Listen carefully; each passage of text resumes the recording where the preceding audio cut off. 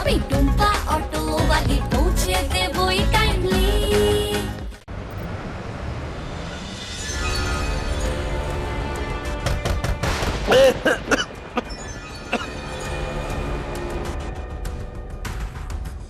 ভুল শুনেছি।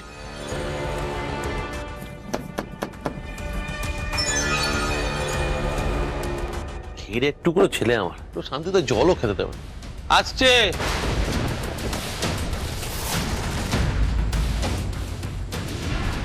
আসুক।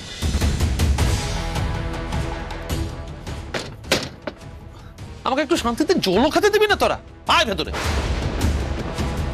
কি হয়েছে বল। স্যার, হ্যাঁ টুম্পা কিন্তু বসে নেই স্যার, হেব্বি খোঁজ খবর নিচ্ছে আপনার। তাই? হ্যাঁ স্যার, ওই অফিসার আছে না বিজয়বাবু, বারবার ফোন করে তার সঙ্গে দেখা করতে চাইছে আপনাকে খুঁজে বের করার জন্য। কুচু মুডু আমার এবার শোনটা ছেলে, আমি বুঝতেই পারছিস না তুই তুই আমার জন্য কতটা আনন্দের খবর এনে দিয়েছিস। টুম্পা টুম্পা এবার আমাকে ধরতে আসবে, কিন্তু টুম্পা বুঝতেও পারবে না যে পুরোটাই আমার চাল। টুম্পা সোনা তুমি আসবে, আমার পাতা ফাঁদে পা দেবে, আমাকে ধরতে এসে তুমি সবার ধরাছোঁয়ার বাইরে দম করে চলে যাবে। খালি কালো কালো ধোঁয়া, আর কিচ্ছু না।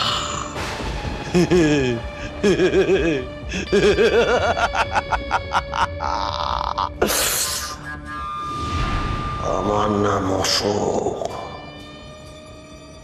শোক নেই যা।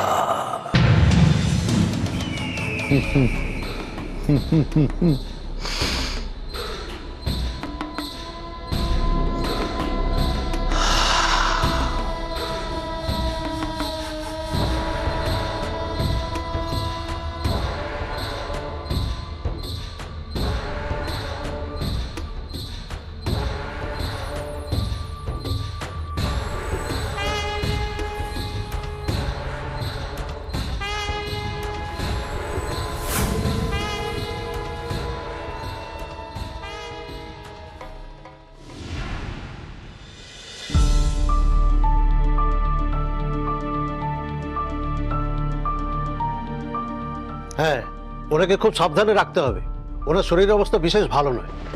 আর একটা কথা, কোনো অবস্থাতেই পেশেন্টকে উত্তেজিত হতে দেওয়া যাবে না, খুব অল্পের মধ্যে দিয়ে গেছে, আর একটু বেশি বাড়াবাড়ি হলে বাচ্চাটার ক্ষতি হতে পারে। না না ডাক্তারবাবু, আমি আজকে থেকে ওর বাচ্চার যাতে কোনো ক্ষতি না হয় সেদিকে খেয়াল রাখবো, তার জন্য আমি যা করতে হবে তাই করবো।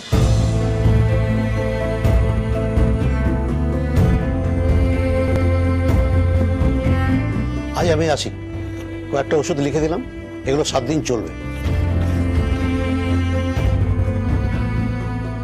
প্রশান্ত, ওনাকে ছেড়ে দিয়ে এসো। আচ্ছা,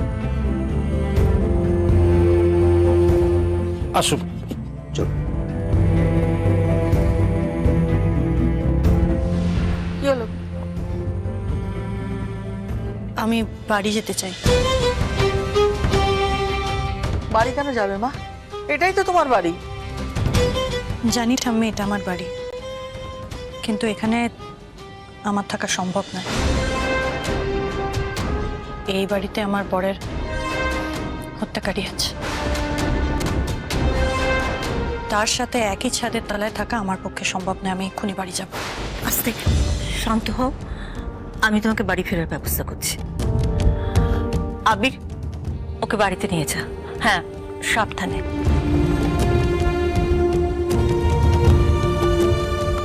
তাই আমি একটা সিদ্ধান্ত নিয়েছি,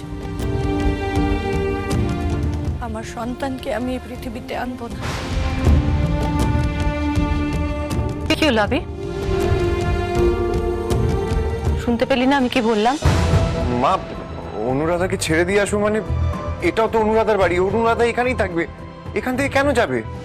আমি যেটা বলছি সেটা কর। চলো অনুরাধা। সাবধানে থাকবে, নিজের যত্ন নেবে। মনে রাখবে তোমার গর্ভে আমার বাবুর স্মৃতি, খুব যত্নে আগলে রাখবে। কি হলো, রাখবে তো? আর কোনো দরকার হলে নির্দ্বিধায় আমায় ফোন করবে। ঠিক আছে মা, আসছি। এসো অনুরাধা, সাবধান।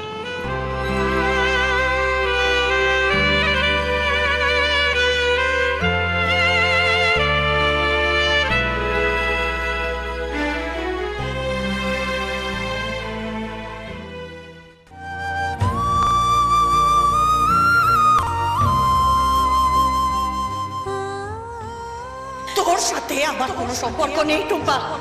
তোর একটাই পরিচয় আমার কাছে আছে, আর সেটা হলো তুই আমার স্বামীর খুনি। আমার কাছে তোমার আর কোনো অস্তিত্ব নেই। আমার কাছে তুমি মৃত, তুমি মৃত।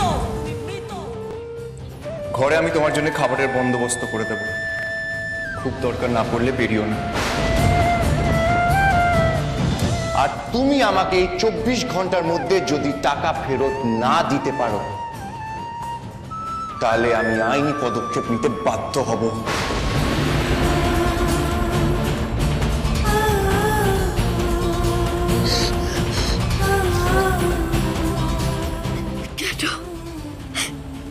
কেন সবাই আমার সাথে এরকম করছে?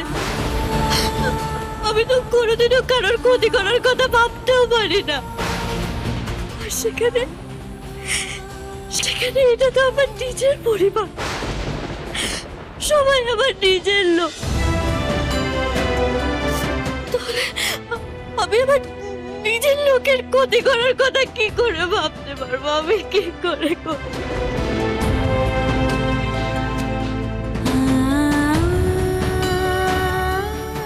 আচ্ছা আচ্ছা, আপনি তো আমাকে একটু বিশ্বাস করুন আমির বাবু। আপনি তো আমার সব থেকে বড় ভরসার জায়গা, সব থেকে বড় ভরসার জায়গা।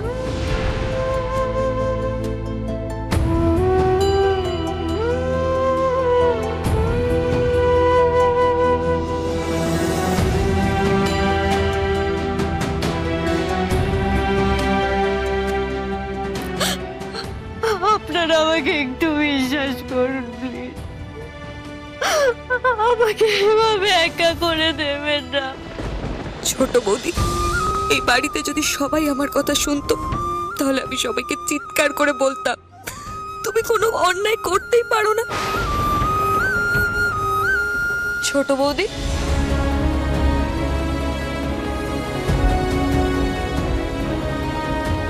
তুমি ওঠো ছোট বৌদি। নেহা, নেহা দিদি কেমন আছে? হ্যাঁ, দিদির কিছু হয়নি তো? তুমি বসো বসো।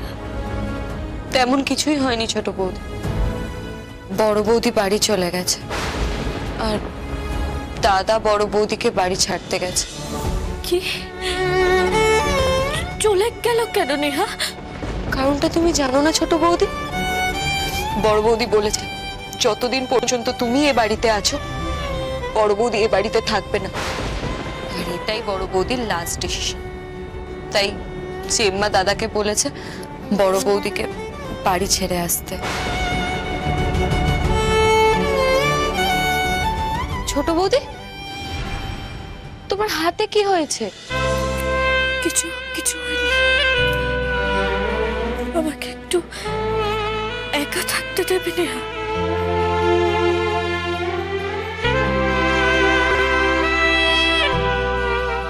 সাবধানে থেকো।